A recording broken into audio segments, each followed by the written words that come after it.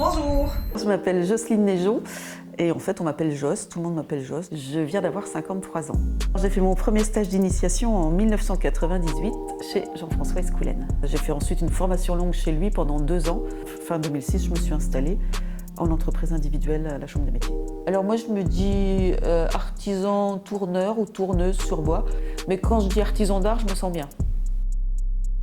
Je dirais que j'ai 2 axes dans ma production que j'appelle les POC, les petits objets du quotidien, qui sont donc des petites boîtes, des petits objets à parfum, des bijoux, des stylos, des plus grosses boîtes d'ailleurs, des choses pour la cuisine, poivrier, cuillère, tout, et puis des jeux aussi, j'aime bien les jeux.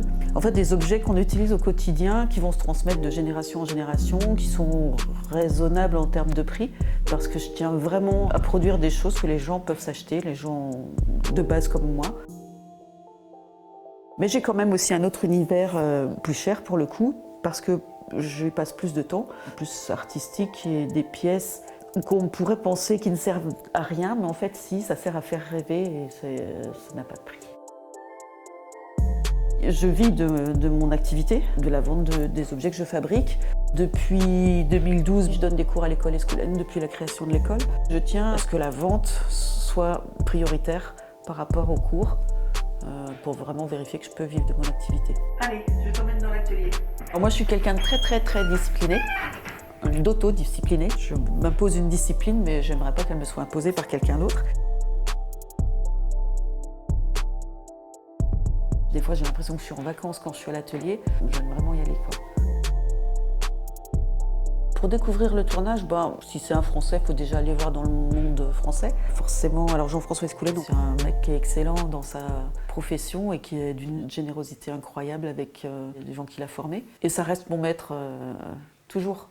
Je pense que Jean-François, il était vraiment avant-gardiste, il est vraiment avant-gardiste sur l'époque et qu'il a drainé avec d'autres. Nancy, Molimar, Maria Di Prima à l'époque aussi, Jean-Dominique Denis, tout cela. Et ils ont généré une façon de transmettre que nous, on essaye de transmettre à nouveau. Et que les jeunes, je sens bien que les jeunes là, qui s'installent, ils sont dans cette dynamique-là aussi. Sinon, Alain Maillan, Yann Marot, Pascal Houdet, Marc Ricourt, et puis dans les femmes, il y a Elisabeth Mézières, Natacha Haidt. Et puis après, l'international, David Ellsworth, le dieu du tournage quand même.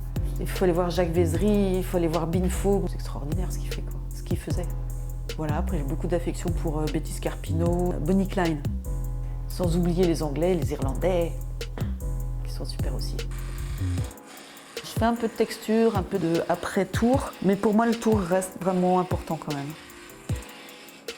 En ce moment, je travaille sur ce que j'appelle des anges gardiens, qui sont des êtres ailés. Ça fait quand même suite à un travail que j'ai démarré dès le début chez Jean-François Escoulène quand j'étais en formation. C'était toute une série de pièces que j'avais appelées les fées. Donc, il y avait différentes fées que je voyais comme ça. Puis à un moment donné, j'ai plus 8 fées, donc j'ai arrêté de faire des fées.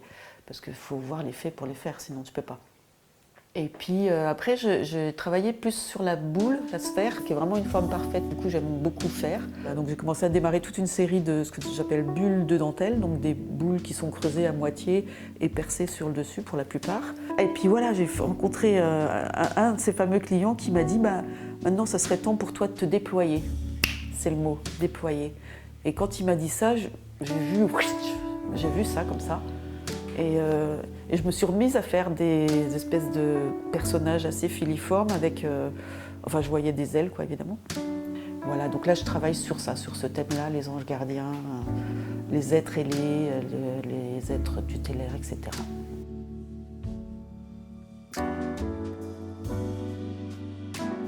Pour faire rêver, puis ouais, voilà, avoir son petit compagnon.